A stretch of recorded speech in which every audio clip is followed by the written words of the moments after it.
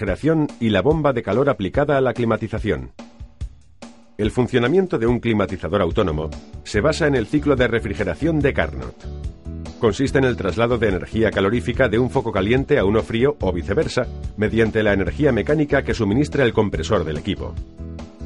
Este ciclo puede utilizarse como refrigerador, extrayendo calorías de un recinto frío, o como calentador o bomba de calor, calentando desde un ambiente frío. El rendimiento de una máquina frigorífica es la relación entre el calor útil y la energía mecánica aportada. La refrigeración es la técnica de enfriar un local u objeto por debajo de la temperatura ambiente. Para enfriar o calentar un objeto, debemos quitarle o aportarle calorías. El ciclo real de refrigeración se basa en hacer circular por un circuito cerrado un fluido que al pasar de líquido a gas absorbe una cantidad de calor llamada calor latente de evaporación, y al pasar de gas a líquido desprende la misma cantidad. Para forzar la evaporación, bajamos bruscamente la presión y para condensarlo, aumentamos la presión y ventilamos. Ciclo en el diagrama entálpico de Molière. Si tomamos el gas refrigerante R22, podemos ver la evolución del ciclo de refrigeración de un equipo climatizador en el diagrama de Molière, con presiones en el eje vertical, absolutas, y entalpía, o energía total, en el eje horizontal en calorías por kilogramo. En este ciclo, podemos observar las etapas de compresión, a partir del refrigerante en estado de vapor recalentado. El gas aumenta de presión y se calienta, aumenta su entalpía. Condensación. Se enfría el gas caliente y comprimido, y comienza a condensar y a pasar a fase líquida. Baja su entalpía. Expansión. El refrigerante en estado líquido a alta presión pasa por un orificio y baja su presión de golpe. Su entalpía no cambia. Evaporación. El refrigerante se encuentra en estado casi líquido, pero al ser la presión baja, debe estar vaporizado.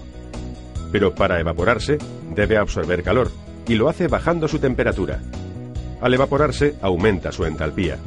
Al final, el refrigerante vuelve a ser gas a baja presión y retorna al compresor para iniciar el ciclo. La curva de la izquierda nos indica que el refrigerante es todo líquido. La curva de la derecha nos indica que el refrigerante es todo gas. Entre ambas curvas, el refrigerante está hirviendo o condensando, es decir, estar en parte líquido y en parte vapor.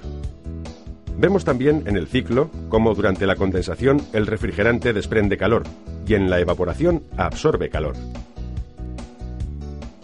Los puntos característicos de funcionamiento en el diagrama de Molière: recalentamiento y subenfriamiento.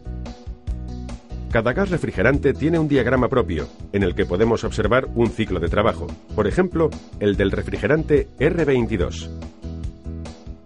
Los manómetros de toma de presión suelen incorporar una escala exterior donde aparecen presiones y una interior donde indican la temperatura de evaporación del gas correspondiente a esa presión. Recalentamiento. El gas refrigerante, una vez se ha evaporado, no puede pasar directamente al compresor sin estar seguros de que se ha evaporado totalmente, es decir, que no quedan gotas de líquido que puedan dañar los pistones o paletas del compresor. Para ello se mantiene un poco más de tiempo el gas en el evaporador y nos aseguramos de que aumente unos 5 o 6 grados su temperatura. Este aumento de temperatura lo llamamos recalentamiento, y es el incremento sobre la temperatura de evaporación que debería tener según su presión de baja, la que marca el manómetro de baja. Es decir, si tomamos la temperatura al inicio del evaporador, debe corresponderse con la que marca el manómetro según su presión, y si medimos la temperatura a la salida, la diferencia será el recalentamiento. Este valor, en aire acondicionado, suele ser de 5 a 7 grados centígrados, y también nos servirá para diagnosticar averías en los equipos. Subenfriamiento. Es el mismo concepto, pero aplicado al condensador de aire, es decir, el refrigerante a alta presión. Una vez que se ha condensado, se ha convertido en líquido, lo enfriamos un poco más, para asegurarnos de que todo sea líquido. Y para ello, lo enfriamos unos 5 o 7 grados centígrados más, antes de mandarlo a la válvula de expansión o capilar. En el diagrama lo encontramos subiendo 5 grados centígrados en la curva de líquido, y bajando hasta encontrar la horizontal de la presión de baja por la curva de esa temperatura. Circuito frigorífico de un climatizador. El circuito frigorífico de un climatizador de aire típico, en la práctica se realiza mediante los elementos siguientes. El condensador y el evaporador son tubos arrollados con aletas y cruzados por una corriente de aire movida por dos ventiladores. La expansión se realiza mediante un tubo de pequeño diámetro que produce una pérdida de presión por rozamiento llamado capilar, o una válvula con un orificio controlado llamada válvula de expansión. A la entrada y salida del compresor tenemos dos tomas de presión para conectar sendos manómetros que nos indicarán las presiones de alta, condensación, y baja, evaporación. El circuito frigorífico de la figura siguiente muestra las temperaturas y presiones normales de un climatizador funcionando con refrigerante R22. Vemos que aparecen varios datos de interés. Temperatura de entrada de aire. Es el aire del recinto acondicionado que entra en el aparato con unas condiciones de temperatura y humedad, entre 23 y 30 grados centígrados, y humedad entre 50 y 60%. Temperatura de salida del aire. Es el aire que sale de la batería evaporadora hacia el local a climatizar. Suele salir entre 11 y 14 grados centígrados, con humedad entre el 80 y el 85%. Temperatura de entrada del aire exterior. Depende de la temperatura de cada día, entre 30 y 40 grados centígrados. Temperatura de salida del aire exterior. Tras pasar por el condensador, se calienta unos 15 grados centígrados sobre la temperatura de entrada. 35 más 15, igual a 50 grados centígrados. Temperatura de evaporación. Suele ser de 4 a 5 grados centígrados. Temperatura de entrada del gas en el compresor. Unos 5 grados centígrados sobre la temperatura de evaporación, o 10 grados centígrados. Temperatura de descarga del compresor. Entre 70 y 90 grados centígrados. Temperatura de condensación. Unos 15 grados centígrados sobre la temperatura de entrada del aire exterior. 30 más 15 igual a 45 grados centígrados. Temperatura del líquido a la salida del condensador.